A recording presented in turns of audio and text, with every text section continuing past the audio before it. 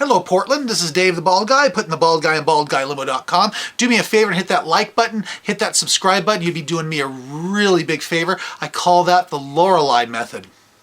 You know what I'm talking about. So it's been a while. It's been a while since we've had a chance to really sit and talk. You know, we got that new contest coming up for picking people out of our subscribers list. Gonna win a $500 gift card for Amazon. So make sure you've hit the subscribe button, because then you are entered. So it's been a while here since I've had a chance to really sit and talk with you. A lot of it has to do with just the kids, and you know, we got 3 kids in 3 different schools, and it's just, I had a full head of hair before I had kids. You know how it goes. If you got kids, you know what I'm talking about. But I was watching something on the YouTube on one of the prepper sites, and I'll tell you, the prepper sites are such a joke. Just stupid. God, I hate it all. If you want to learn how to prep, the best sites I've seen are not prepper sites. They're actually camping sites. And that works out pretty well because, you know, we have a motorhome. And I like very much to go out in the motorhome and have little adventures in towns. And you know how much I enjoy doing that. So these camping sites that tell you how to do that are actually the sites I would recommend preppers be watching instead of prepper sites. These prepper videos are just stupid, except for mine. The prepper videos are dumb, quite honestly, because all it is just clickbait and fear-mongering. I absolutely hate that. Just fear-mongering and clickbait. So I was watching one, and this guy's talking about how I'm going to protect my house. Any means necessary. Anyone step on my yard, I'm going to shoot him. When the you-know-what hits the fan.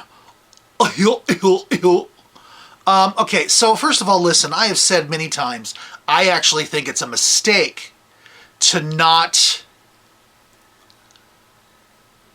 sort of group up with your neighbors. I think that's a good idea to kind of, you know, look after your neighbor, have your neighbor look after you. If you refuse any kind of help from your neighbor and sort of ostracize them, are they going to come running to help you if the you-know-what hits the fan in your yard? Or are they going to just ignore you because you ignored them? So let's think about this. I don't think it's a great idea, plan A, to live in a dwelling, a house, or whatever, and make it look like nobody's there. I think that's a terrible idea. Because the first thing people are going to look for are places where there aren't people to loot. And when I mean loot, I don't necessarily mean the TV, the stereo, or the Xbox. I mean food and things that they will help them survive.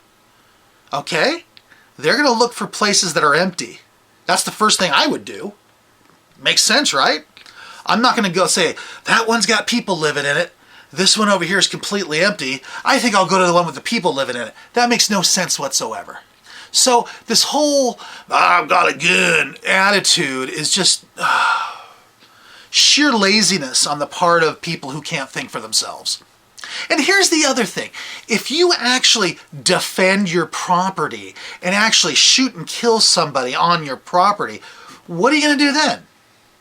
You got this corpse just lying there.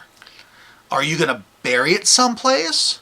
Are you going to throw it out in the gully out front? Because I'll tell you, there's a sanitization problem with just letting dead bodies just decompose out in the yard or whatever. And you know, you want to talk about attracting other people. You have a bunch of dead bodies out in the road in front of your house. You don't think that's going to draw attention somewhere? You ever see the movie Casino where Joe Pesci's talking about, yeah, we're out digging holes for bodies, and you know, you should have a hole pre-dug because next thing you know, someone's going to come along and you're digging a couple of extra holes. Next thing you know, you're digging holes all night long. You know, it's exactly like that. So are you going to have holes in the backyard for the bodies that of the people you're going to shoot in the future? Are you? So people aren't thinking. They just want to shoot their guns, is all they want to do. They're just looking for a legit, what they consider a legit legal reason to shoot and kill people. So as I've said before, I think it's a good idea to actually have your home be known to have someone living there. I actually plan, if something happens, and you know, the power grid goes down, I actually plan to burn most of my trash, except for the stuff that doesn't burn. Just burn it like I do when I'm camping. I take most of my trash and I just burn it, except for cans and tin foil and stuff like that. Yeah, so why wouldn't you? You got to get rid of the garbage. You've got to have some sort of sanitization process, and burning is probably a good idea. Why wouldn't you want to take care of some neighbors? Because they could possibly take care of you in a pinch. Why would you want to be out in the middle of nowhere like a hermit when people start dying of a disease or whatever? Now, I get that you're going to want to lean back and sort of wait for the disease to sort of run its course. But even the worst of it was what? The bubonic plague killed 60% of Europe.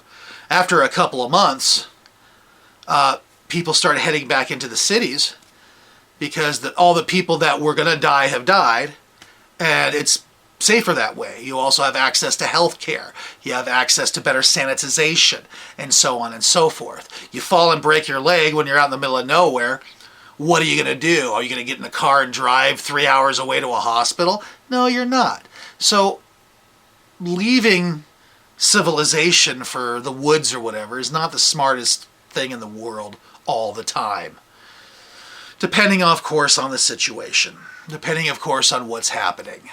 So guys, give this some thought. What do you think? Do you think that, helping people is probably a good idea? I personally do. Tell me in the comments below. Let me know what you think about that. Let me know if you're planning on always bugging out or sometimes bugging in. And of course, hit that subscribe so you can be put into the contest, and the little like button as well. That would help me out a lot. That helps pay for the $500 gift card that I'm going to be giving out. So go ahead and let us know down in the comments below what your thoughts are, and be sure to hit that subscribe and that like button. Until then, thank you very much and have a wonderful day. BaldGuyLimo.com.